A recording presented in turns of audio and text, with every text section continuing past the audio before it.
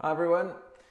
As you know, we like to mix up our approach to growing in the knowledge of God, and so sometimes we work from books of the Bible in our studies. Sometimes we're going to use tools like the prayer course to do that, and other times we'll do a more systematic study through a particular topic like leadership or the Holy Spirit. This term we are going to be taking a more systematic approach using this great book. And we're going to walk through some of the basic doctrines of our faith. So the authors of the book make a pretty piercing comment at the end of chapter 1. They say, "We live in an age marked by the ignorance of fundamentals and division over non-essentials." And we don't want to be that church, right?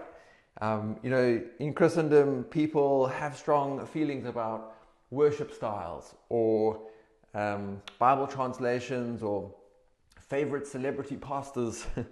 But if someone asked you or them to explain something like, what is sin? Who is God? Why did Jesus have to come and sacrifice himself? We might battle to give answers that are above the sort of Sunday school level understanding. Many of us have grown up in Christian communities that take these things for granted as well. And if not, you have still probably lived in a heavily Christianized society that has at least a shallow understanding of ideas like sin or an all-powerful God. But will those shallow understandings carry us through heartbreak and major failure? Or will they equip us to actually tell the whole story of God to our friends and family and neighbors? Probably not, and increasingly probably not, because while society does have some understanding of those things, that's certainly on the decline broadly in a place like Australia. And so this term is all about those deep foundations. These are not, I wouldn't call them elementary teachings that a new Christian would need a full grasp of. These are foundations that a mature faith is going to be built on.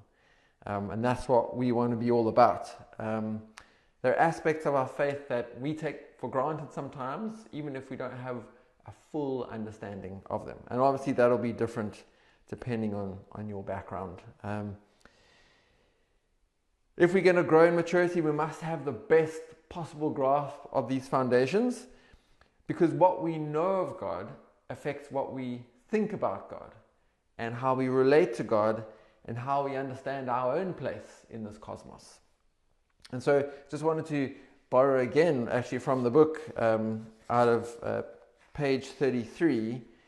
They say, if we get the doctrine of God wrong, we face very real consequences in our daily lives. Conceive of him as being able to be controlled. Watch your prayers turn into negotiation sessions and your moral behaviors turn to efforts to earn his favor. Conceive of him as being gracious and loving, but not just. Watch your sin grab a stranglehold as you assure yourself, he'll forgive me. If you think he isn't all-seeing, prepare for the illusion of secret sins to pounce and devour you. Think he withholds good things from his children? The way you spend your time and money will show the signs. The way you love your neighbors will carry the marks. Any small or skewed conception of who God is breaks the second commandment. It forms him into an idol, and idols are cruel taskmasters. So, theology is an academic study, and the prospect of study may not invigorate you. For some it will, for some it will put you off a bit. You'd rather make a meal for a family who needs one, or do some more kind of practical act of service. But yeah, remember that we are learning about our Creator, the one who knit us together. And so in some sense the implications are very real. They couldn't be more practical. And so I encourage you to give yourself to the course. If you get bogged down in a passage, as in 4x4ing Sown study, sometimes a bit of speed can help you through a muddy patch. So just read through it, we've also got, discussion sessions every week to help sharpen each other and ask questions if they come up. These are fairly introductory pieces on each of these topics, and so some of you might come out actually with more questions than you went into, but I think at least it'll get us heading in the right direction, and we can grow from there. So I'm looking forward to it. It's going to be a good solid 8 or 9 weeks that we go through the book, and I'll see you on Thursday.